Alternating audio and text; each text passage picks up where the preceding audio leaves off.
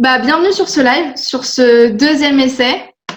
Merci à toi, merci pour l'invitation, en tout cas à nouveau. Est-ce que tu peux te présenter pour ceux qui verront la rediff et qui ne te connaissent pas encore? Alors, moi je m'appelle Mehmet, je suis coach en programmation neurolinguistique depuis déjà un peu plus de 3 ans maintenant. Et j'ai un parcours dans la grande distribution et dans des grands groupes du CAC 40 en tant que cadre dirigeant. Et puis là, depuis 3 ans, ce que je fais, je me spécialise de plus en plus en fait sur les croyances limitantes et sur l'aspect, on va dire, le plus envahissant qu'on a dans nos têtes, c'est la fameuse petite voix intérieure qui parle et que j'ai appelé gentiment le connard ou la connasse intérieure. Voilà. Ouais. Ok, c'est super. Tu pourras peut-être nous parler de ce que tu as créé à la fin, par exemple du connard intérieur ou des autres choses que tu auras créées. Ça, je pense que ça intéresserait pas mal de monde. En ce qui me Ouais. concerne, donc moi c'est Chloé Mercaer, donc je suis experte en amour de soi. À côté de ça, j'étudie la psychologie et je passe aussi une formation pour devenir coach en développement personnel, donc dans le coaching professionnel. J'ai une chaîne YouTube qui parle de la femme d'exception, de cette femme qui est affirmée, confiante et épanouie, et donc dans laquelle je donne des conseils en amour de soi. Ce soir, on a décidé donc de vous parler de PNL et de pouvoir illimité. Donc, ça tombe bien parce que du coup, Mehmet est expert en la matière. D'ailleurs, par rapport, tu sais, au premier live qu'on avait fait, j'ai eu beaucoup de retours par rapport au fait que les gens avaient adoré ta présence, tes Wow. conseils. Franchement, j'en ai jamais eu autant, donc je tenais à te le souligner. Donc vraiment, tu as eu un très bon feedback concernant ma communauté. Voilà. Merci à eux, merci. Donc pour commencer, je vais te poser cette question. Pour toi, c'est quoi la programmation neurolinguistique? Est-ce que c'est une thérapie, une astuce de coaching? D'où ça vient? Qu'est-ce que c'est? Pourquoi étudier la PNL? Alors, moi, la PNL, j'y suis arrivé vraiment sur le tard parce que j'ai eu, en fait, en termes de formation, j'ai fait vraiment quasiment tout le parcours coaching, on va dire, en tant que coach. Mais la programmation neurolinguistique, j'y suis arrivé grâce à Tony Robbins parce que j'ai lu justement le fameux livre Pouvoir illimité. Et c'est là où il explique le mieux en fait ce qu'est la PNL, c'est-à-dire que lui, il a réussi à le vulgariser, si tu veux, de la meilleure façon possible pour que le grand public Oui. puisse la comprendre. Et à la base, alors si on va vraiment au cœur de ce qu'est la PNL, à la base, c'est un outil de psychologie, mais de thérapie brève. C'est-à-dire que à l'époque de la guerre du Vietnam, les États-Unis en fait avaient lancé un appel d'offres au niveau de la psychologie pour avoir justement un outil qui soit moins long je dirais d'utilisation que la psychologie, parce que beaucoup de soldats revenaient avec beaucoup de séquelles psychologiques et ils passaient des séances et des séances complètes de psychanalyse ou de psychiatrie. Et du coup, en fait, l'État voulait un outil qui soit beaucoup plus, qui demande beaucoup moins de temps en fait dans la mise en œuvre. Et la PNL s'est imposée justement par le fait que ce soit des thérapies brèves et qui te permettent justement d'arriver à des résultats beaucoup plus rapides, justement grâce au fait d'avoir condensé des techniques et des méthodes de psychologie avancées en tout cas sur l'aspect mise en action. Et du coup, moi aujourd'hui je l'utilise dans mes coachings, mais vraiment l'essence pour moi de la PNL, c'est déjà d'une part, comme le dit Robert Dills, pour moi c'est la modélisation de l'excellence, parce qu'on se sert de la PNL pour modéliser l'excellence de personnes qui ont réussi dans leur vie, et on va se servir justement de cette excellence-là pour justement voir comment ça fonctionne. C'est pour ça que en PNL, à l'inverse de la psychologie, je pense, on s'intéresse plus à comment ça fonctionne plutôt que pourquoi ça fonctionne pas. Et la plupart du temps, on est sur un aspect beaucoup plus, je dirais, fonctionnel pour pousser les gens à l'action plus rapidement. Alors, juste par rapport à la psychologie, je me sens obligée de revenir sur quelques petits points parce que, en fait, il faut savoir que la psychologie, c'est pas une branche, c'est plusieurs branches extrêmement différentes les unes des autres.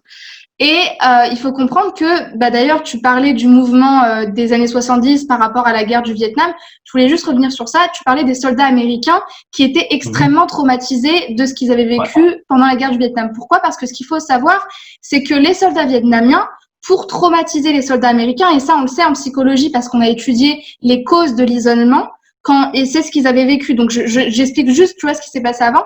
Les soldats américains, ils étaient traumatisés parce qu'on les a isolés. Et donc là, c'est encore un autre sujet, mais le fait d'isoler un être humain dans le noir pendant plusieurs jours sans aucun contact, ça crée des traumatismes considérables auxquels on a voulu pallier grâce à justement cette thérapie comportementaliste et qui appartient en fait à la branche du behaviorisme. Donc on en parle souvent en psychologie, cette branche dans laquelle on a envie d'étudier le comportement et donc la boîte noire dont je parlais et dont je parle énormément quand je parle de psychologie, en fait, cette boîte noire qui est notre cerveau et comment ça fonctionne. Et donc, il faut savoir qu'en fait, la PNL, elle part à la base d'une pensée, donc tu sais, Grindler et Bandler, donc ces thérapeutes qui ont étudié la linguistique, le cerveau, qui se sont dit, en fait, c'est simple, il y a des gens qui réussissent, d'autres qui réussissent pas, et on pense que les gens qui réussissent ont des comportements communs et une programmation, une représentation interne et physiologique commune, et nous, on va essayer de modéliser ça par plusieurs outils que Mehmet va nous expliquer. Est-ce que, finalement, tu vois, j'ai revu, en fait, un petit peu les différents outils de la PNL avant de faire ce live, et je me suis dit, en fait, finalement, la PNL, qu'est-ce que c'est à part une philosophie de l'instant présent? Je t'explique. Parce que finalement, dans la PNL, on te dit, OK, préparer sa physionomie, visualiser internement qu'est-ce qu'on aimerait avoir ou comment ça va se passer, par exemple, pour un entretien d'embauche. Et finalement, tu vois, on modélise beaucoup comment on sera à l'instant présent. Et même par rapport à l'échec ou aux émotions qu'on ressent,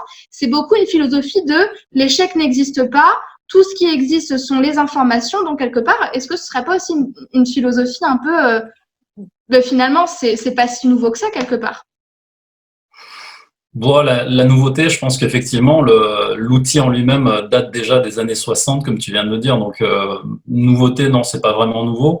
Par contre, ce qui est nouveau, c'est la manière d'aborder justement les traumatismes et les mots, quoi. Parce que l'idée, effectivement, comme tu le disais, c'est de modéliser en fait le fait d'obtenir ce que tu veux obtenir dans ta vie. Mais ça va bien au-delà parce que l'idée, si tu veux, à la base, c'est quand même d'aller chercher au cœur de la personne ce qui fonctionne en elle quand ça fonctionne bien. Et comme on est plus intéressé par je dirais, par comment ça marche quand ça marche bien, plutôt que de s'interroger sur, tu vois, le passé, etc. Parce qu'on s'intéresse pas beaucoup, effectivement, comme tu le disais, au passé. On va plus s'intéresser à l'instant présent parce que on pense tout simplement que tout se règle ici et maintenant et pas dans le passé ou dans le futur. Alors, le bémol qu'on va apporter là-dessus, c'est que au niveau du passé, on va aller se connecter aux ressources du passé pour pouvoir faire en sorte que la personne aille mieux ici et maintenant. Voilà. Et je dirais, c'est les seuls incartables qu'on va aller faire dans le passé pour trouver en fait ce qui va bien chez la personne, ce qui a fait qu'elle allait bien à un certain moment de sa vie et qu'aujourd'hui ça va pas, et d'aller connecter finalement, c'est pour ça que je parle beaucoup de ressources. Moi, on va connecter la personne à ces ressources qu'elle a déjà finalement en elle, et c'est pour ça que le côté instant présent, connexion à soi-même, et moi j'aime bien dire que la PNL, c'est vraiment la reconnexion à soi-même, parce qu'à partir du moment où tu te reconnectes à toi-même ici et maintenant, en fait, t'arrêtes d'être dans le passé et t'arrêtes d'être dans le futur, parce que le futur n'est pas encore là et le passé, tu peux rien y faire. Comme je l'avais dit la dernière fois, le passé, en fait, c'est juste une expérience, c'est pas une résidence, faut pas y habiter. Donc, plus tu vas être ici, en fait, et plus tu vas construire la vie de tes rêves. Et aujourd'hui, alors là, on est dans un cadre, tu sais, réseaux sociaux, médias et tout. Donc, sur les réseaux sociaux, il y a tout cet engouement du dev perso qui fait que aujourd'hui, voilà, visualisation, je me vois dans ma Porsche, ma Ferrari, avec la villa, avec la piscine, enfin bref. Aujourd'hui, il y a beaucoup de choses qui ont été dites en fait sur la fameuse loi de l'attraction aussi, parce qu'on en avait parlé aussi. Je pense qu'il y a un moment, en fait, il faut juste revenir à l'instant présent, rester aussi terre à terre par rapport à ça. C'est pas juste en visualisant les choses que les choses viennent à toi. Ça, déjà, il faut s'enlever ça de la tête.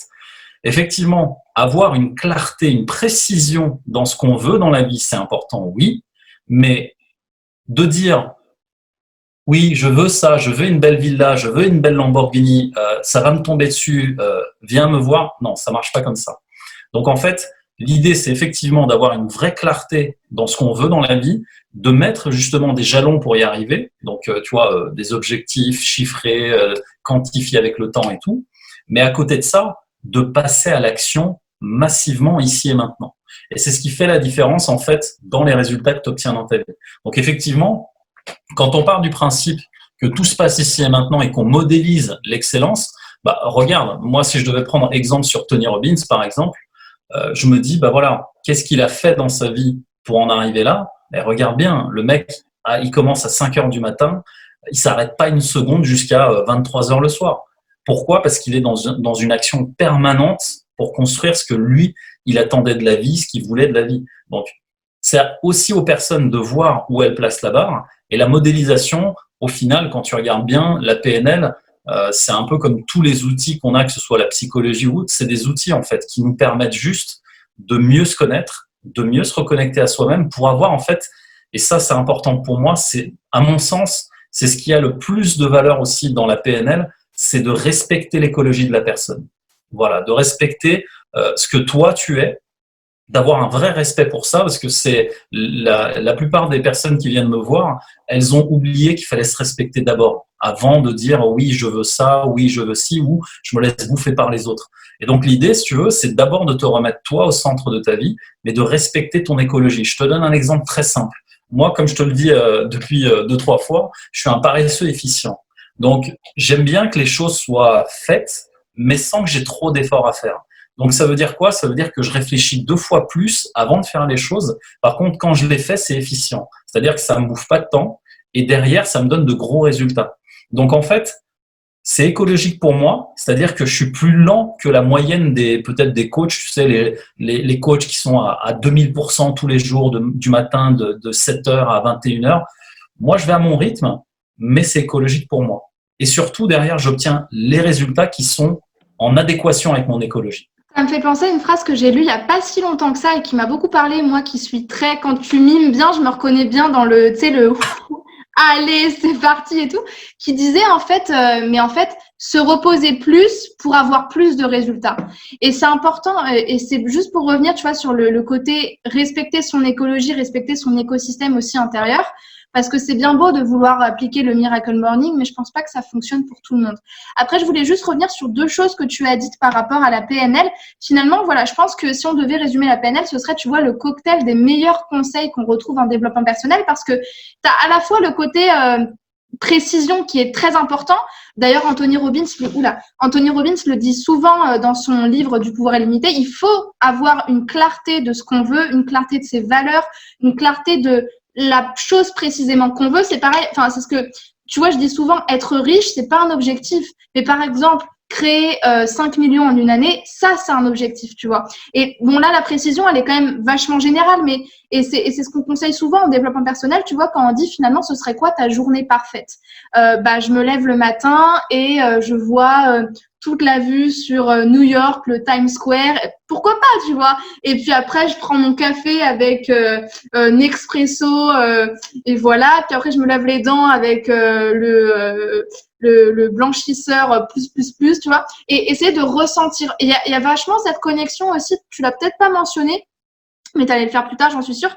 Il y a une grande volonté de lier corps et esprit aussi. Parce qu'il y a beaucoup de préparation mentale à ce que tu visualises, qui est associée à une importance de la stratégie, je pense, qui a été mentionnée, pas nulle part ailleurs, mais tu vois, qui n'a pas été aussi amenée. Là, c'est vraiment, tu vois, stratégie à fond, parce que c'est bien d'avoir des valeurs, c'est bien de visualiser, mais il faut avoir une vraie stratégie. Et la stratégie, elle s'obtient comment? Par la modélisation. Donc, trouver des modèles, repérer comment eux, ils fonctionnent, quelles sont leurs stratégies, quels sont leurs comportements, qu'est-ce qu'ils font typiquement dans une journée, qu'est-ce qu'ils postent sur Instagram, qu'est-ce qu'ils font comme contenu, à quelle heure ils font ça, comment ils parlent, comment ils regardent, comment ils bougent, modéliser pour avoir une vraie stratégie et en même temps, lier son corps, donc en respectant son écosystème et puis en même temps en étant capable, tu vois, de ressentir les choses et donc aussi une grande valeur aussi apportée à l'énergie. Ça, c'est une valeur que nous apporte beaucoup Anthony Robbins dans son livre Le pouvoir illimité. L'énergie qu'on met, c'est vraiment la source directrice de tout ce qu'on va mettre en place. Parce que si tu as la vision, les actions, mais que tu n'as pas l'énergie qui va avec, si tu t'épuises ou si tu es trop paresseux, ça va pas marcher. Alors, c'est exactement ça, parce que du coup, je vais juste rebondir sur un point que tu as cité tout à l'heure. C'est surtout au niveau tu sais, de l'énergie, puisque ça va rejoindre ça aussi, c'est que parfois, pour pouvoir aller plus vite, pour pouvoir accélérer, il faut ralentir. Et beaucoup de gens aujourd'hui pensent qu'il faut être ultra productif, il faut avoir des to-do list comme ça, il faut être... Ça, en fait, comment dire, au début, si tu es jeune et que tu as l'énergie, que ça colle à ton écologie, c'est super, vas-y, fonce. Mais il y a un moment, en fait, à force de vouloir tout modéliser, c'est-à-dire prendre exemple un peu partout, tu sais, le syndrome de l'objet brillant, il y a une nouvelle méthode qui existe, je vais prendre celle-là, ah, ça marche plus, on va prendre ça. Il y a un moment où, en fait, tu peux être risqué de te perdre là-dedans, en fait. Donc, le mieux, c'est toujours de revenir à soi-même, à ce qu'on est réellement, profondément. Et pour ça, effectivement, ça se fait par les VACOG, tu sais, les fameux, les 5 sens. Et en PNL, on travaille vraiment que là-dessus. Et il y a un mythe, par exemple, sur la PNL qui revient assez régulièrement, qu'on me sort assez souvent, c'est ouais, en PNL, tu fais des trucs, tu lis dans la pensée des gens et tout. Non, pas du tout, en fait. En PNL, on est juste dans l'observation de ce qu'on peut observer, de ce qui est observable. Il y a 3 choses qu'il faut chasser absolument de l'esprit des gens. C'est qu'en PNL, en fait, par exemple, tu sais, on donne souvent l'exemple des yeux. Et ça, dans le livre de Tony, il y est aussi. C'est-à-dire, quand les gens regardent à droite, ça veut dire qu'ils sont en train de réfléchir à quelque chose qu'ils sont en train de, tu vois, de créer, parce que le cerveau droit, c'est la partie créative, le cerveau gauche, c'est la partie logique, mathématique et tout. Et donc, il y a des mythes qui existent là-dessus en disant, oui, les PNListes, ils arrivent à détecter ce que la personne pense. Alors, on va arrêter ça tout de suite. On observe les mouvements oculaires, c'est juste de l'observation.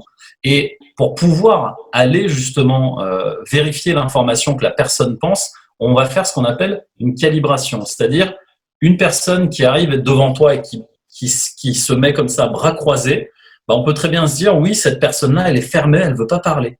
Bah, au lieu de supposer ça, parce que ça, c'est une supposition, au lieu de supposer ça, nous, en PNL, ce qu'on va faire, on va aller calibrer la personne, on va juste lui poser la question.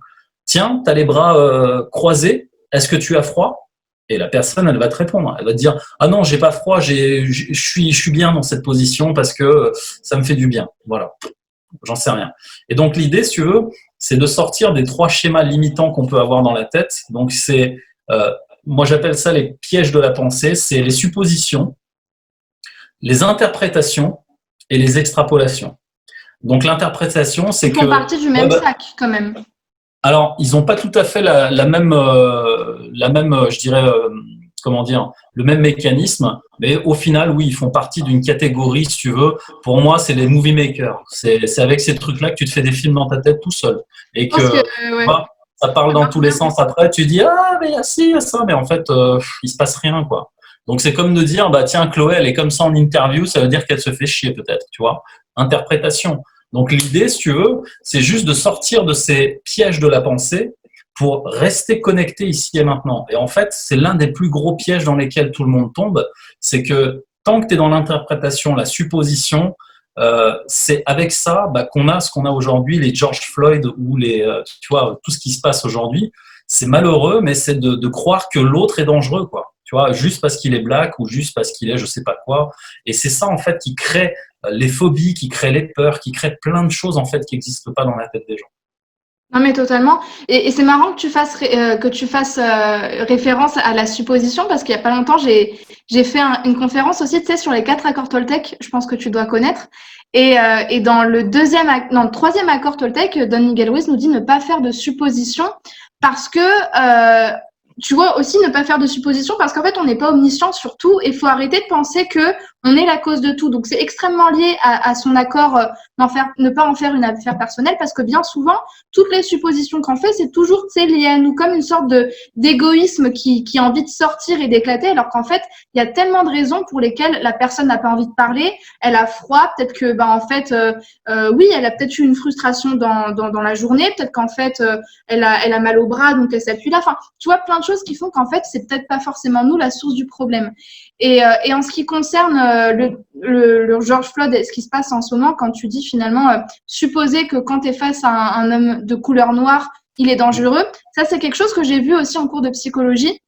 Alors par contre, ça c'est plus lié aux toutes les croyances sociétales qui sont très fortes par rapport aux couleurs de peau dans les États-Unis, tu vois, dans le peuple nord-américain, parce que il y a des études qui ont été faites comme quoi si tu vois en fait une photo d'un homme blanc et d'un homme noir et que juste après tu vois une photo d'âme, en fait, ça a été prouvé. Je saurais pas t'expliquer par quel mécanisme. Faudrait que je revoie mes cours.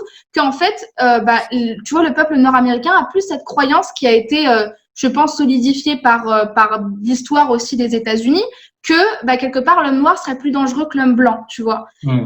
Et ça, en fait, c'est quelque chose qui a été, je pense, remis sur le devant de la scène et ressorti pour qu'on arrive à des moments où il y a un mec qui pète un câble et qui se dit ok, homme noir, j'ai un flingue, je vais l'étouffer par terre, alors qu'en fait il y a rien, tu vois.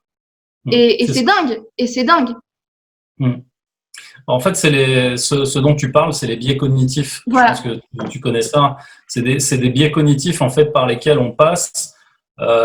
Pour donner un exemple peut-être un peu plus léger, parce que là on va rentrer dans des trucs trop durs sinon, c'est de te dire, ah oui, un truc qui avait été utilisé par la grande distribution alimentaire, c'est le biais cognitif olfactif, c'est-à-dire les odeurs. Tu allais par exemple à Paris, et à Paris pendant les années 80, ce que faisaient les vendeurs de croissants, ils diffusaient l'odeur des croissants dans les métros, ce qui fait que ça créait un appétit en fait constant dans la tête des gens. J'adore. Donc en fait, dès que tu sors, tu sais, dès que tu sors du métro, tu as cette odeur de croissant qui te happe là comme ça, tu dis un là, bon tu croissant. Sens et ton ventre t'appelle pour te dire il faut. Mais non, mais je comprends, je le sais, ouais.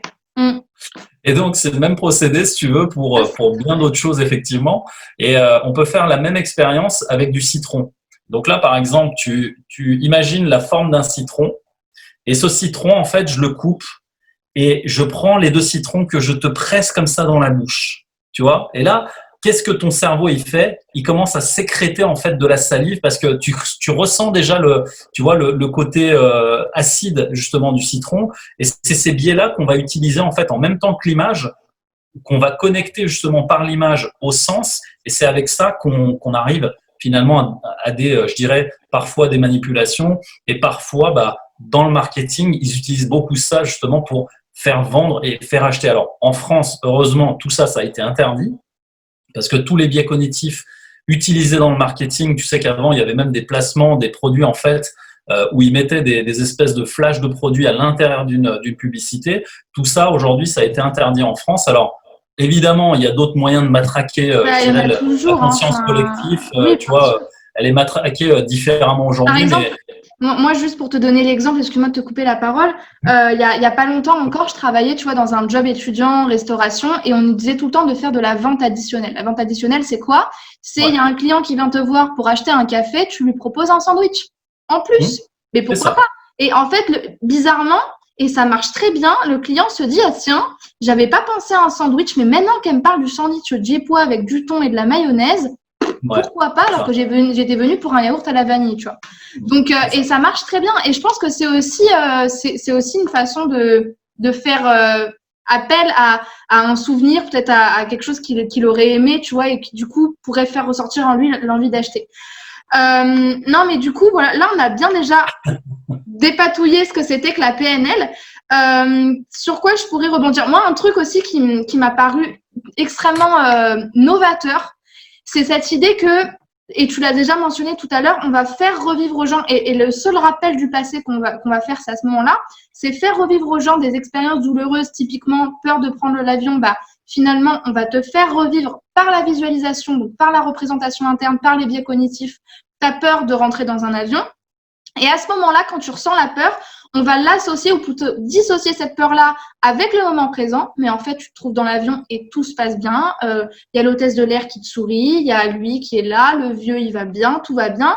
Et du coup, on ancre ça dans le moment présent, dans un ancrage positif et dans aussi un ressenti physiologique qui est bien, où l'homéostasie, c'est toi qui me parlais d'homéostasie la dernière fois, où l'homéostasie est tout à fait normale et où elle est tout à fait épanouissante. Et du coup, on va à plusieurs reprises essayer de réactiver cet ancrage pour vraiment le solidifier et faire que la prochaine fois que la personne prenne l'avion, finalement, elle puisse s'ancrer une nouvelle fois à ce moment présent-là de bien-être et du coup ne plus avoir cette peur-là. C'est génial. C'est ça. Et la dissociation, en fait, c'est justement un des outils qu'on utilise pour enlever tout ce qui est gros trauma, grosse phobie. Parce qu'effectivement, une personne qui a peur de prendre l'avion, il suffit, en fait, dit comme ça, oui, ça a l'air facile, mais en fait, l'idée de dissocier la personne de la situation émotionnellement parlant permet tout simplement à la personne de rendre cette phobie toute petite, alors que quand elle vient vous voir, elle est énorme dans sa tête. Donc oui, effectivement, ça traite les phobies, ça traite les peurs, ça traite beaucoup de choses. L'idée dans tout ça, c'est, comme on le disait, tu sais, c'est de libérer finalement le potentiel qu'on a en nous. Et je crois qu'aujourd'hui, c'est ça qui, à mon sens en tout cas, c'est selon moi, je m'en suis fait une mission de vie, c'est vraiment de justement d'aller donner à la personne la possibilité de prendre ce potentiel, c'est-à-dire de le libérer ou pas. Parce qu'en PNL, on donne toujours le choix, et l'un de mes leitmotifs, c'est de toujours laisser le choix à la personne de le faire ou pas. Pourquoi? Parce que beaucoup de gens vont avoir un gros potentiel, mais parfois ils vont dire non, mais c'est ok comme ça en fait. Et j'ai pas besoin de faire telle ou telle chose pour me sentir libéré, pour me sentir en harmonie avec mon potentiel. Tu vois? Et c'est ça qui est bien aussi, c'est que on laisse totalement le libre arbitre à la personne pour décider ou pas de ce qu'elle veut faire en fait de ce potentiel illimité qu'elle a en elle. Et si c'est écologique avec ce qu'elle pense, c'est ok. Et c'est pour ça que assez régulièrement, tu entendras souvent des coachs PNL dire en fait, il y a pas de jugement, c'est-à-dire il n'y a pas de bien ou de mal. C'est ce qu'on disait, tu sais, par rapport au feedback, c'est que c'est à toi de décider en fait si c'est bien ou si c'est mal. Et l'avis des autres, alors oui, les autres sont un reflet pour toi, pour savoir qui tu es, qu'est-ce que tu apportes et tout, mais au final, c'est toujours toi qui décides. Et ce que je disais la dernière fois, c'est que la responsabilité, elle reste toujours sur toi. Et c'est ça qui est important en fait. C'est pour ça que laisser le choix de se dire oui, j'ai un potentiel limité, oui, peut-être que je peux le faire briller plus, mais pour moi, c'est ok qu'il soit comme ça. Donc, ce choix de dire oui, on a un pouvoir illimité, c'est génial, on peut faire plein de trucs, oui, mais si c'est pas écologique avec la personne, ça risque de pas fonctionner. Non, mais je suis tout à fait d'accord. Et ce que je trouve aussi que la PNL apporte à son client, et c'est, tu vois, la potentialité, enfin, c'est la possibilité de se rendre compte non seulement que j'ai les ressources nécessaires en moi-même pour me débloquer de mes peurs. Donc là, j'ai, grâce à un tiers, pris conscience de ce pouvoir-là, mais surtout, je vais pouvoir le déployer pour mes TOC, pour mes troubles alimentaires, pour mes angoisses, Ouais, pour mon stress. Mais une chose qui me paraît importante de mentionner, et toi, je sais que tu es contre ça et que tu m'en parles souvent, oui, mais enfin, la vraie PNL, c'est le coach qui laisse le choix à son client de développer ou pas des choses, et on va pas essayer d'apprendre des choses aux gens pour les manipuler ou quoi. Mais je pense que c'est important de mentionner aussi que c'est un pouvoir, tu vois, le pouvoir de faire prendre conscience aux gens qu'ils ont un pouvoir et leur donner justement certains ancrages, c'est un pouvoir qui peut aussi être dangereux. Je vais faire référence à un exemple qui a été donné aussi en psychologie, pareil, dans les années 70. Il y a eu énormément d'expérimentations qui ont été faites après le courant du behaviorisme, qui s'appelle l'expérience du petit Albert. Je ne sais pas si tu en as entendu parler. C'est l'histoire d'un bébé à qui, en fait, un psychologue comportementaliste a appris la peur. C'est-à-dire que ce psychologue, il s'est dit, OK, en fait, on peut apprendre des choses aux gens, on peut leur apprendre, on peut ancrer des choses dans leur cerveau, on peut leur apprendre que ça c'est bien, ça c'est mal, on peut leur faire passer un message. Donc, en fait, il a ancré dans un petit lapin qui, je sais plus comment il s'appelait le petit lapin, dans un doudou, le fait que à un certain bruit donné, l'enfant allait avoir peur. Et ça lui a créé un traumatisme au gamin. Donc, bon, après, bien sûr, et ça a été jugé. Enfin, je veux dire, il y a, tu vois, la déontologie c'est pas du tout passé à ce niveau-là, parce que c'est une expérience qui a eu des répercussions sur lui, et puis on a pu l'aider après. Mais l'idée, c'est que, est-ce qu'on devrait, tu vois, se méfier de certains coachs? Est-ce qu'il y a certaines choses qui peuvent être un petit peu dangereuses? Comment savoir si on est face à un coach qui nous veut pas du mal, des choses comme ça? Parce que ça peut être dangereux, ce pouvoir-là. Ouais, tout à fait. Alors franchement, déjà merci parce que tu as une culture énorme. Alors là, chapeau bas parce que franchement, tu vois, les expériences, tout ce dont tu viens de me parler, je l'apprends et j'adore apprendre de nouvelles choses. Donc merci à toi. Et ça me fait penser, moi, tu sais, à l'expérience de Pavlov, tu sais, le fameux chien, la cloche, tu donnes un morceau de viande. C'est un peu de la programmation, du conditionnement en fait, Oui, ça. mais tout à fait, c'est du Et, conditionnement.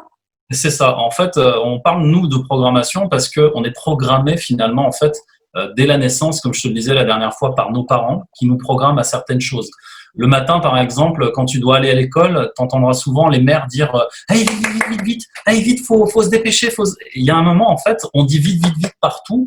Et quand on fait vite, vite, vite, on tape assez régulièrement dans les mains, tu vois. Et c'est la même chose, en fait.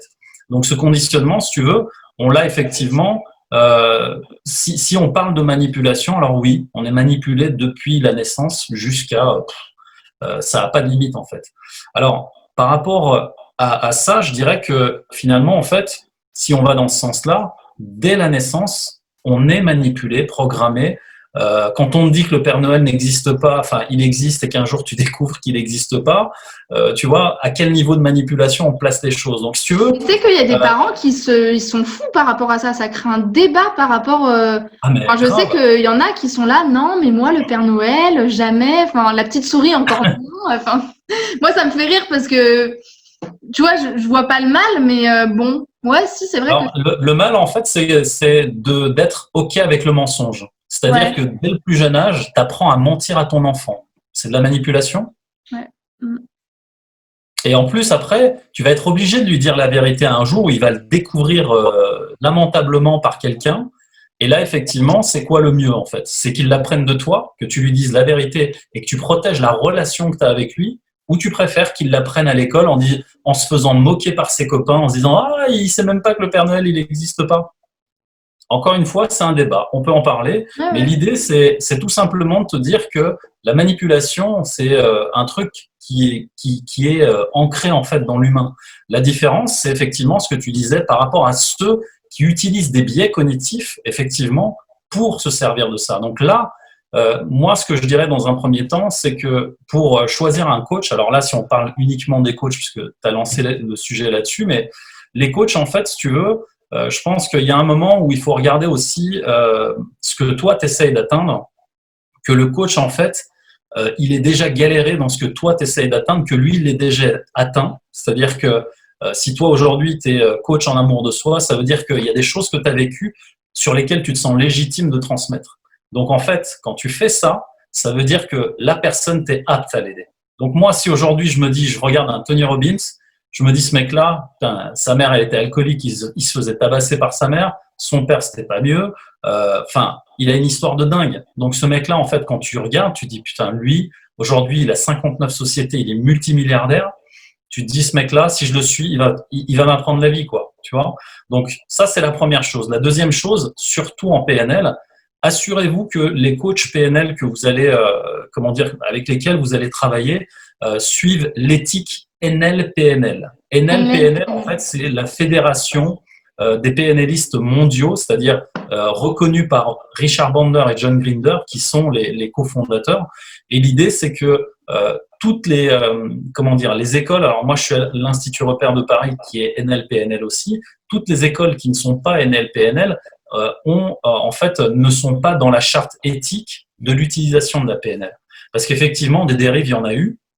Et moi, c'est ce que je dis souvent, un grand pouvoir implique de grandes responsabilités. Alors ça, c'est l'oncle Ben de Spider-Man qui a dit ça, mais il a tellement bien dit qu'il n'y a pas à rajouter, quoi. Tu vois, c'est tellement bien dit que si tu as un grand pouvoir, si tu te sens légitime, toi, aujourd'hui, de coacher des gens sur l'amour de soi, c'est que justement, tu vas mettre les moyens pour y arriver, tu vas mettre, toi, tout ton, comment dire, ton âme et toutes tes connaissances au service de la personne, mais tu vas toujours essayer d'aller plus loin. Et c'est ça l'idée, en fait. C'est que les coachs, si tu veux, nous, on est dans un cursus sans fin, c'est-à-dire qu'on est des élèves à vie. Un coach, aujourd'hui, il peut pas rester une année sans avoir passé une nouvelle formation, sans avoir pratiqué. C'est-à-dire que moi, aujourd'hui, je fais partie comment dire, d'un réseau de coachs PNL avec lesquels je m'entretiens de temps en temps pour voir justement les outils, refaire tu vois, de la pratique. Et l'idée, c'est justement d'avoir peut-être des gens qui eux-mêmes font en sorte de se faire évoluer Évidemment. et que tu puisses, voilà, que tu puisses vérifier que le mec, il n'est pas là juste là à avoir sa pancarte de coach et de dire ouais, moi je suis coach, t'inquiète pas, viens me voir. Donc si tu veux, il y a eu tellement de choses en fait sur le marché à l'heure d'aujourd'hui que il y a certains critères, en tout cas par rapport à la PNL. Moi, je te donne la partie que je connais. Il y a cette partie-là à respecter. Et encore une fois, j'ai envie de te dire, euh, est-ce que les certificats, est-ce que les diplômes, est-ce que, je sais pas, tant que la personne respecte ton écologie et respecte finalement une certaine éthique, tu sais, tous ceux qu'ont fait Richard Bandler et John Grinder, ils étaient mathématiciens et l'autre, il était businessman, je crois, de mémoire. Donc, si tu Et les veux, deux là, Bandler et… alors, Grinder, lui, il est mathématicien et Bandler, je sais plus s'il est Je sais que, psychologue alors, et businessman. il y en a un qui est mathématicien et psychothérapeute et le premier, il est linguistique. Enfin, il étudie Alors voilà, professeur en linguistique. donc c'est Bandler qui doit être professeur en linguistique, puisque Grinder, je suis sûr et certain qu'il est mathématicien. Donc, Et si tu veux, psychothérapeute. et psychothérapeute. Et l'idée, si tu veux, là-dedans, c'est ces mecs-là, et regarde, va au fondement des choses. Est-ce que à l'époque, quand toutes ces techniques, enfin toutes ces méthodes sont arrivées, est-ce que Freud avait eu un diplôme? Est-ce que, je sais pas moi, tu sais, tous ces gens-là, est-ce qu'ils ont eu des diplômes? Non, ils ont juste expérimenté la vie. Et je pense que ça, si la personne, le coach que tu es allé voir, moi aujourd'hui, je te donne un exemple, enfin peut-être plus connu au niveau France. Je sais pas si tu connais Philippe Croison. Non, pas du tout. Tu regarderas sur Internet. C'est Ok. un monsieur aujourd'hui, c'est un monsieur qui a fait la traversée de la Manche, tu sais, qui est parti de, tu sais, du nord de la France jusqu'à l'autre côté, jusqu'en Angleterre, en fait. Et Il est parti. il était sans les 4 membres, non? C'est ça, il a pas de Ok. membre du tout. Je crois qu'il a un morceau de bras et le mec, il a fait la traversée comme ça, tu vois. C'est incroyable. Et si ce mec-là, tu vois, un jour, il arrive, il me dit, écoute, viens, si tu veux, je te coach sur ta motivation. Putain, mais j'y vais, quoi. Je m'en fous de ces diplômes. Le mec, je l'ai vu faire. Tu vois ce que je veux dire? Ouais, Il a et traversé la Manche. par rapport à ça, je vais te conseiller de regarder quelqu'un aussi sur Instagram. Ça s'appelle Théo Curin. C'est un jeune homme, pareil, qui a été amputé des 4 membres dès son plus jeune âge parce qu'il avait une maladie. Tu sais, c'est un truc, je sais plus c'est quoi le nom de la maladie, mais qui arrive parfois et obligé de l'amputer des 4 membres. Faudrait que je regarde. Ouais. Et je me suis dit, mais ça me questionne. Je me dis, mais c'est fou, t'en as combien qui seraient tombés, qui auraient abandonné? Et c'est ça la question. En fait, c'est marrant parce que c'est marrant qu'on parle de PNL aujourd'hui parce que moi, à chaque fois que je connectais avec des coachs, je leur disais à la fin du live, tu sais, quand il est 23h et que tu poses des questions philosophiques, je dis, mais qu'est-ce qui fait que t'en as un, il va réussir et l'autre, pour la même situation, il va laisser tomber. Et je pense que c'est ça le fondement de la PNL, c'est étudier qu'est-ce qui fait que lui, avec 4 membres en moins, à même pas 20 ans, il est athlète en natation. Et il est là, oui, en fait, aujourd'hui, il fait beau et puis c'est génial. Moi, le jour où on m'ampute déjà mes 2 jambes, je sais pas ce que je fais, tu vois. Enfin, je veux dire, c'est… Pourvu que ça n'arrive jamais. Oui, je touche du bois pour que ça n'arrive jamais. Mais ouais, c'est Donc, incroyable. c'est ça, en fait, l'idée, c'est comment font ces gens-là.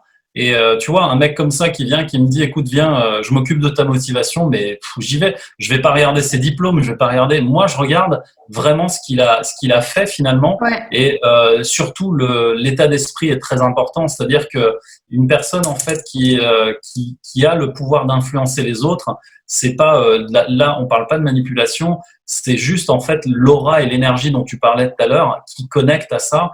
Et une personne comme elle, bah forcément, tu es connecté avec une personne comme ça, tu sais qu'elle va te faire avancer dans la vie, quoi.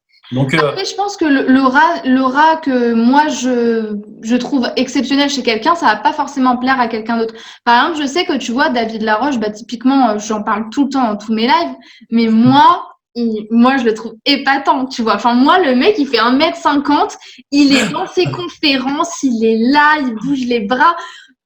Franchement, mais un feu d'artifice, quoi, tu vois. Et pour autant, il y en a qui vont dire, mais ça se voit dans tes yeux dès que tu commences à en parler. Ça brille de partout. mais je te jure, mais j'espère trop qu'un jour je le rencontrerai, tu vois, même juste prendre un café avec lui, genre, tu sais, le matin, ça va bouger, quoi, tu vois, il y aura trop d'énergie.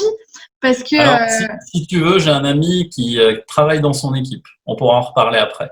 faut les fans dire ça, j'ai pas besoin. Non, mais, ouais, je suis trop motivée, moi. Eh ben, ok. On en reparle tout à l'heure en off. Ça marche en off. Ok. Donc, Donc, juste pour, parce que là, il nous reste 15 minutes, ouais. peut-être, tu vois, je trouverais ça intéressant de un petit peu relister, répéter quelles sont les astuces que conseillent les PNListes ou Anthony Robbins, tu vois, dans son livre Le pouvoir illimité, pour justement développer son pouvoir illimité, se reconnecter à son potentiel.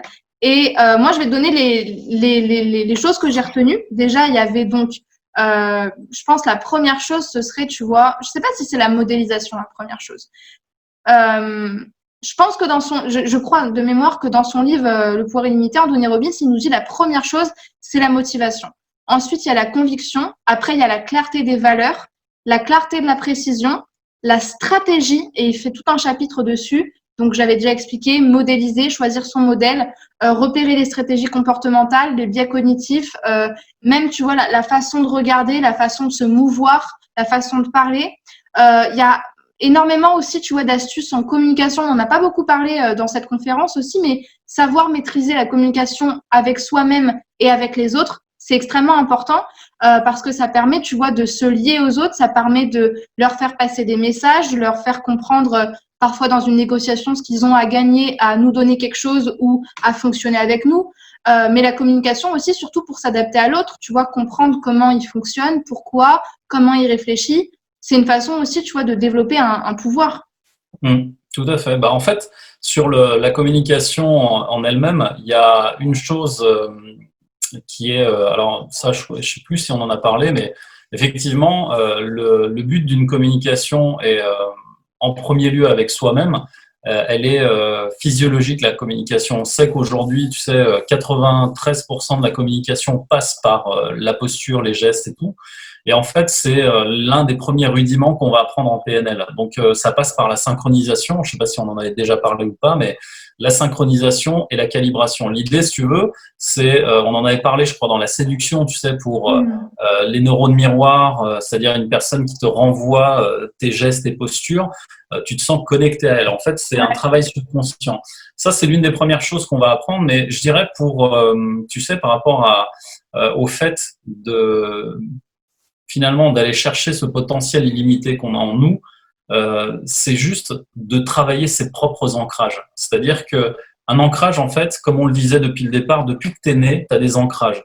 Moi, je peux te donner un ancrage sur le chocolat parce que je suis un chocolat addict. Ça, j'ai pas honte de le dire. Mais vraiment, genre, tu peux pas t'empêcher de manger du chocolat tout le temps? Ah oui, tous les jours, il faut que je mange au moins quelque chose de chocolat, si C'est ce n'est du Nutella, mais je devrais pas le dire ici. L'idée, c'est que ah, c'est bon le Nutella. je suis toujours en fait en quête de chocolat parce que j'ai un ancrage sur le chocolat. Le chocolat, pour moi, c'est du bonheur. C'est-à-dire que la Mais c'est du première fois que j'ai bonheur. acheté, ouais, c'est ça. C'est la première fois que j'ai acheté du chocolat, c'était, allez, on va dire les marques, c'est du Kinder Surprise. Et j'ai acheté ça la première fois, je sais plus, à 6 ans ou à 5 ans. Et la première fois que j'ai mangé ça, ça m'a fait une telle explosion de joie, de bonheur, j'étais tellement sur un autre nuage que c'est resté. Et à chaque fois que je mange du chocolat, je me rappelle de cet instant-là, en fait. C'est Et trop l'idée, marrant, j'adore. non mais vraiment, et l'idée, c'est que si on travaille bien nos ancrages, ou qu'on reprogramme nos ancrages, puisqu'en fait, en PNL, ce qu'on fait, on reprogramme aussi les histoires passées. Donc, il y Tu a les affines. l'expression, voilà, il y a la reprogrammation de l'histoire passée, etc. Enfin, il y a tout un tas de techniques qui permettent, si tu veux, de complètement, en fait, revoir les ancrages qu'on a en nous pour ne garder que le meilleur. Et l'idée, quand je dis modéliser l'excellence, bah, si toi, aujourd'hui, David Laroche, c'est un de tes mentors excellents sur lequel tu prends exemple, bah forcément, tu vas prendre exemple sur lui, mais à ta manière. Et c'est pour ça que je t'avais dit aussi la dernière fois, j'aime bien ce terme, c'est on va faire du copier-créer, on va pas faire du copier-coller. Et ça, c'est une dédicace à mon ami Kim Bennour, si un jour il nous écoute, c'est que quand tu vas modéliser, en fait, tu vas pas faire du copier-coller comme l'autre. Tu vas le faire à ta manière, et c'est ça qui est important, en fait. Donc, ça va être écologique par rapport à toi, et c'est ça qui va être renvoyé aux personnes qui sont en face de toi. Donc, l'idée, c'est de ne pas être ah oui, on dirait David Laroche quand tu parles, tu vois. Si tu es Non, mais là-dedans déjà, ouais. tu vois, t'es plus toi-même, quoi. Mais en fait, alors moi, je vais aller encore plus loin dans la modélisation, je vais aller encore plus loin dans les modèles. C'est que je sais pas si tu as remarqué, mais souvent, pourquoi tu aimes un modèle? Parce que tu te reconnais dans lui. D'ailleurs, pourquoi tu es ami avec quelqu'un? Pourquoi tu trouves ce partenaire-là? Pourquoi tu es intéressé par ce sujet-là? On est intéressé par ce dans quoi on est bon. On est intéressé par ce qui nous fait écho en nous. Moi, quand je vois David Laroche, quand je le vois, mais je te jure, j'arrive pas. Ça repapillonne là. Là, les yeux, regarde. Tu parles à un PNListe, alors forcément, quand il y a les yeux qui papillonnent comme ça, quand on commence à avoir les joues rouges et le sourire comme ça, forcément, non, mais parce que, ça parle. je te le Il y a dis une vibration là. Mais je te le dis d'expérience parce que quand tu as un modèle précis et quand tu as envie d'imiter quelqu'un, c'est parce que tu te reconnais en lui. Donc, quelque part, c'est pas vraiment du copier, c'est juste de la reconnaissance. C'est un peu comme si, en voyant une personne, tu te sentais appelé, mais vraiment, tu te sentais appelé. Et moi, quand je vois ces conférences, je suis désolée, mais moi, je me sens appelée. Je me sens appelée. Vraiment, tu vois, j'ai envie de venir là, tu sais, sur les TEDx, je sais pas si tu connais, les TEDx Talk. Ben moi, je me sens appelée. Je sais qu'il ne me connaît pas, tu vois. Mais moi, je sais que ça me ressemble. Et alors que j'ai jamais encore fait de conférence comme ça. Il va te connaître. Mais il va me connaître, je te jure, il va me connaître. Conviction, là, ça y est, t'as envoyé le message à l'univers, c'est bon, ça va se faire. Mais du coup, voilà, c'est juste pour préciser par rapport à la modélisation, quelque part, tu vois, on copie jamais vraiment l'autre. Enfin, après, bon, il y en a qui copient vraiment, en fait, tu vois. Mais quand tu modélises… C'est du copier-créer avec ton énergie vibratoire. Ah, oui. Donc, l'énergie vibratoire, c'est l'énergie sur laquelle toi, tu vibres. Donc, en fait, que tu reconnaisses l'énergie vibratoire de l'autre qui te ressemble, c'est complètement normal. Donc, c'est de ça dont il est question. C'est pour ça que je dis copier-créer. C'est-à-dire que oui, tu vas prendre exemple sur lui, mais tu restes notre Chloé qui est là, voilà, souriante et tout. Et c'est pas David Laroche, quoi, tu vois. Bah déjà, ouais.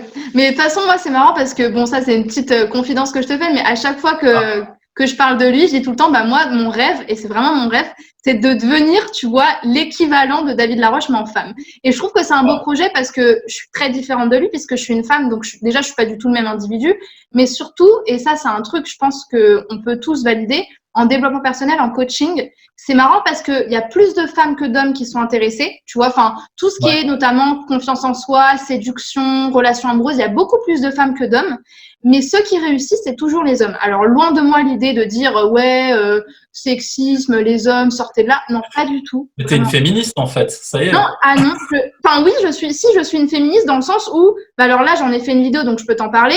Le féminisme, c'est quoi? C'est l'envie de promouvoir l'égalité homme-femme. Moi, je promouvois toujours l'égalité homme-femme quand je conseille les femmes. Pourquoi on a des exigences? Parce qu'on a envie qu'on soit traité sur le même pied d'égalité avec notre partenaire, ce qui est tout à fait normal. Et la deuxième volonté des féministes, c'est de libérer la femme. Et moi, ce qui est paradoxal, mais en même temps, moi, je me reconnais tout à fait dans ce que je dis. Pourquoi souvent je dis, bah, si vous, votre envie et ce qui vous ressemble, c'est de pas coucher le premier soir ou c'est d'attendre 6 mois, 1 an, 10 ans pour coucher avec un homme, si vous, ça vous ressemble et si vous, ça vous libère parce que c'est votre liberté, et ben la liberté, parfois, c'est de se retenir parce que toi, ça te correspond.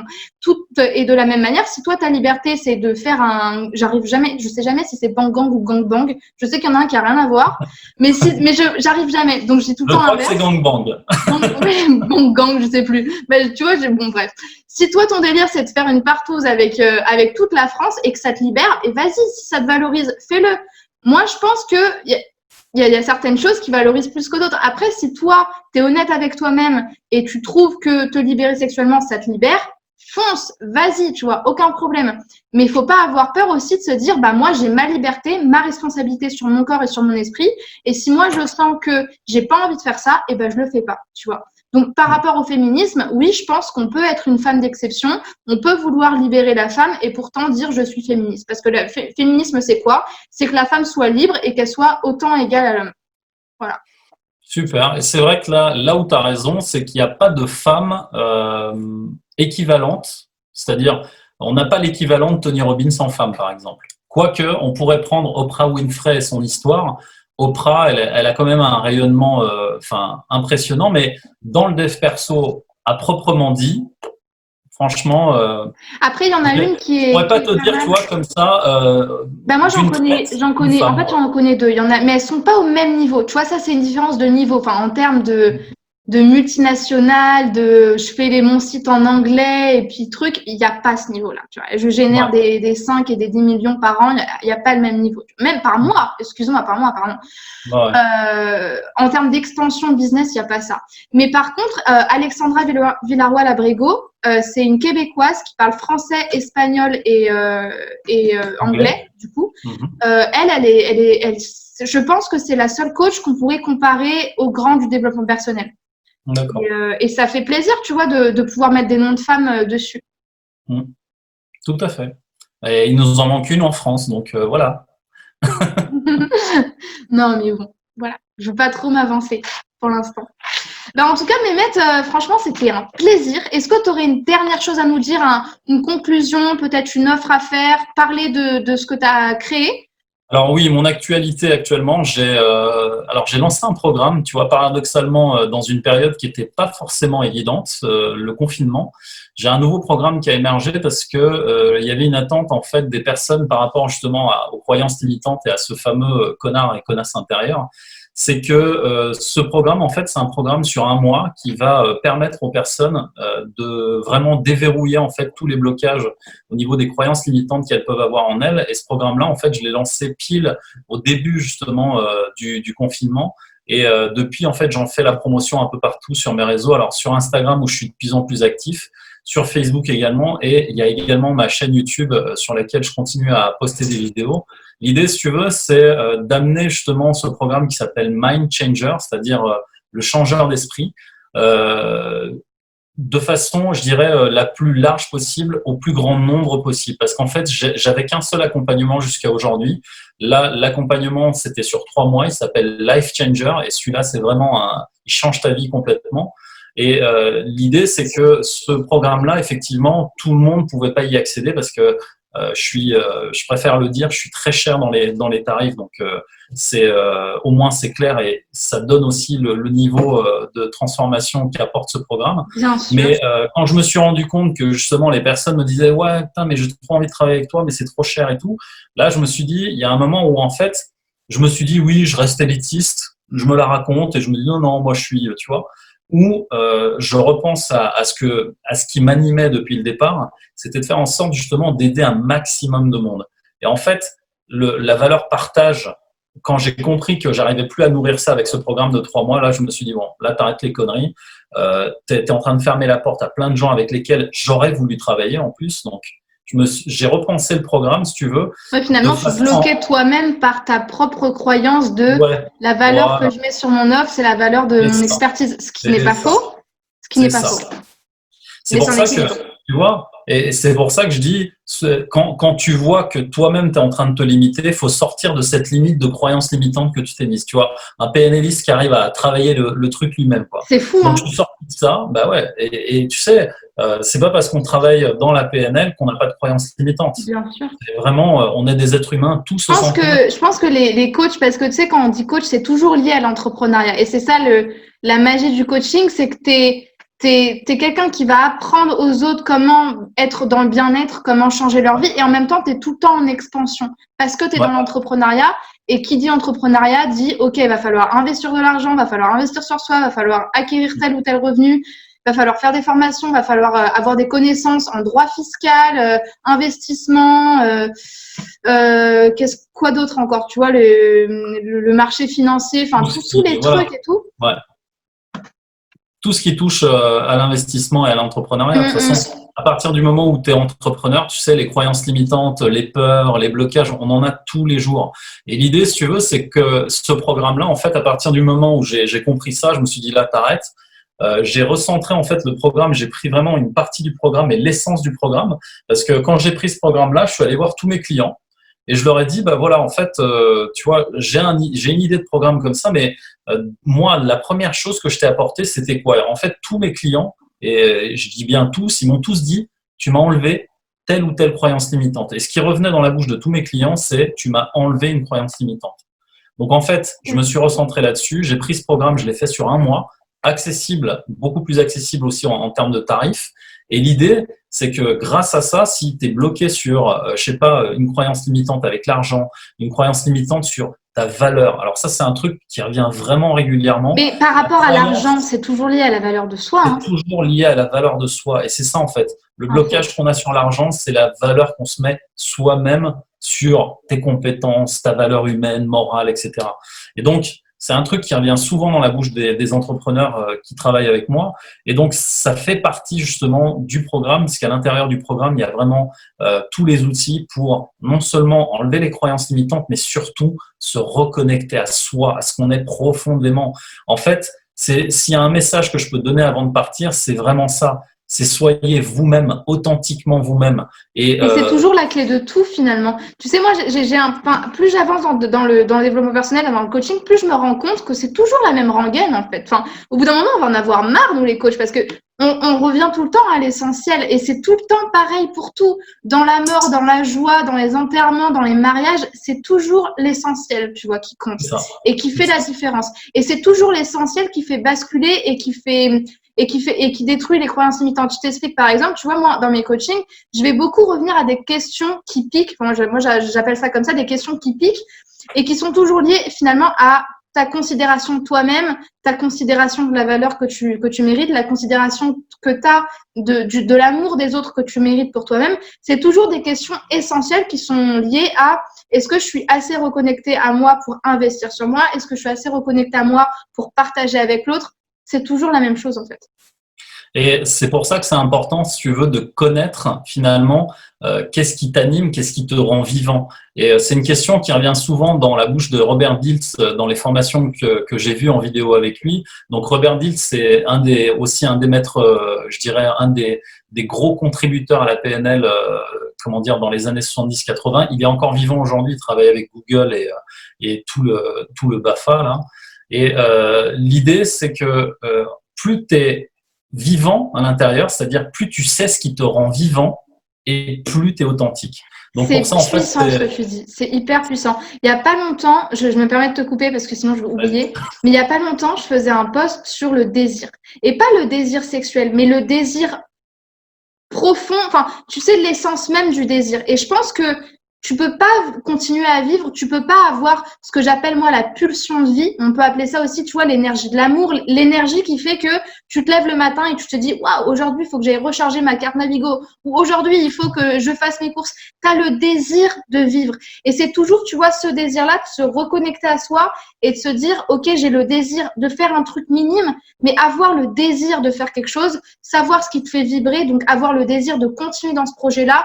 C'est ce qui te maintient en vie véritablement. Et je pense que, et c'est aussi ça que j'ai dans une prochaine vidéo qui va sortir sur la résilience, parce que la résilience, pour moi, c'est je sais pas si c'est un comportement, je sais pas si c'est un mindset, mais pour moi, c'est une des ressources qu'ont les personnes qui réussissent avant même d'avoir la stratégie, la parole, l'expression, tout ce que tu veux, l'argent, la résilience, l'envie, tu vois, de s'adapter, l'envie de prendre une habitude, l'envie de s'adapter à une situation pour mieux réussir.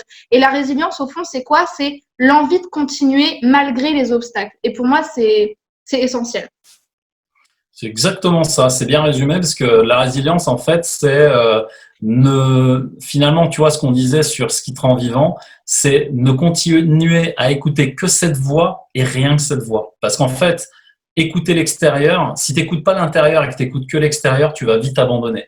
Et la résilience, en fait, elle vient du fait que tu écoutes tellement ce qu'il y a à l'intérieur que ce que disent les gens, finalement, ça a que très peu d'importance. Et d'ailleurs, je vais aller plus loin parce qu'on parlait de manipulation.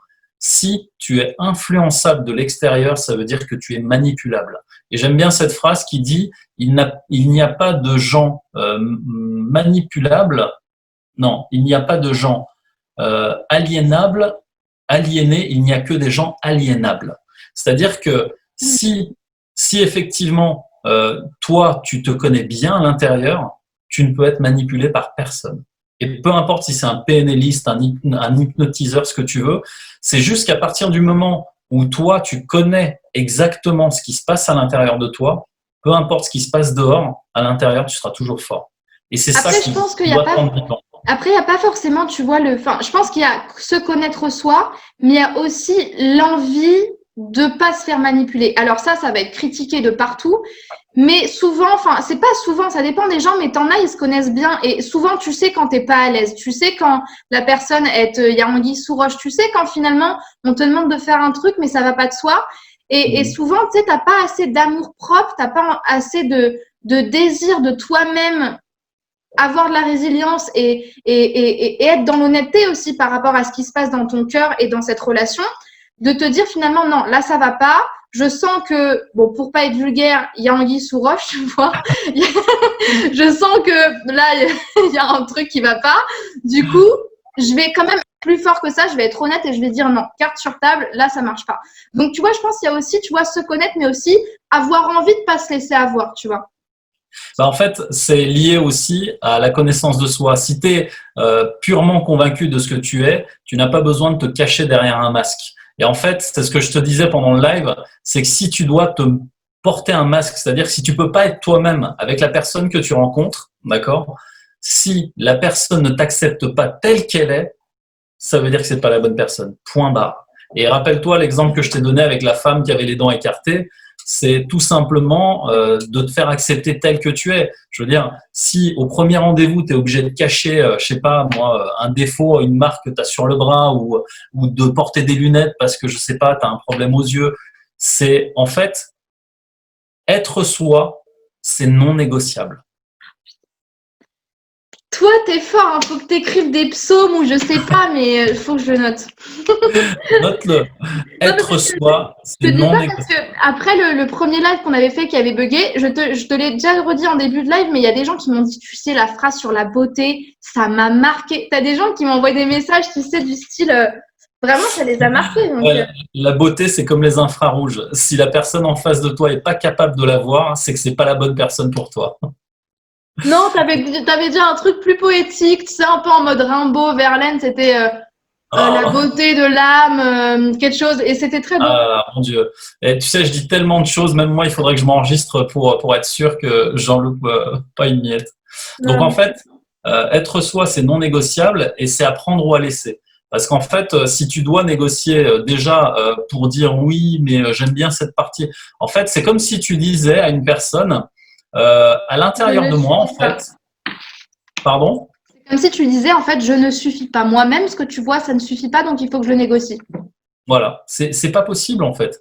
Si tu fais ça et que la personne elle est pas ok avec ça, c'est que c'est pas la bonne personne. Après, Cherche je pas. pense aussi que, et ça revient beaucoup sur le live que j'ai fait hier soir sur, enfin, sur la confiance en soi, le charisme et la séduction.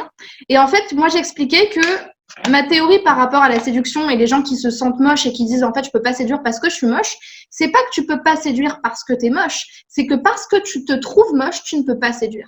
Parce que à partir du moment où tu te dis, bah, moi, je vais prendre l'exemple de moi, j'ai du psoriasis là, j'en ai sous les seins, j'en ai sur le ventre, et j'ai fait un shooting en lingerie et pour moi, j'étais Beyoncé, tu vois. Et à partir du moment, tout est dans la tête, tu vois, mais à partir du moment où tu poses quelque chose, non pas en victime de la vie, mais plutôt en position de, bah ouais, moi j'ai du psoriasis ou moi j'ai du vitiligo et je suis quand même un mannequin de Victoria's Secret, ça est déjà arrivé. D'ailleurs, Winnie Harlow, elle est très connue pour ça, c'est un mannequin, un mannequin des États-Unis qui a le vitiligo et qui est adoré pour sa différence, alors que pour la même maladie, il y a une fille qui va se dire mais moi je pourrais jamais avoir une sexualité épanouie parce que justement j'ai des marques blanches ou des marques noires sur ma peau.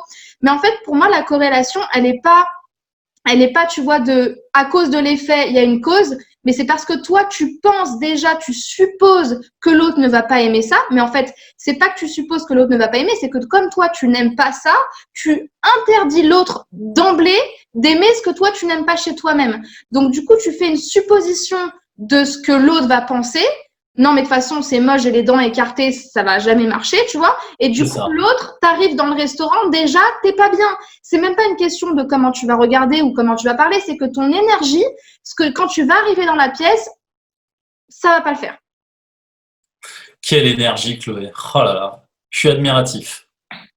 Qu'est-ce qu'il dirait Admiratif. David Laroche, hein, franchement. Je pense que là, il y a vraiment un couloir à prendre. Là, le David Laroche féminin. Enfin, je préférerais dire la Chloé. Qui va ressembler à la Chloé, tu vois? La Clo-Clo.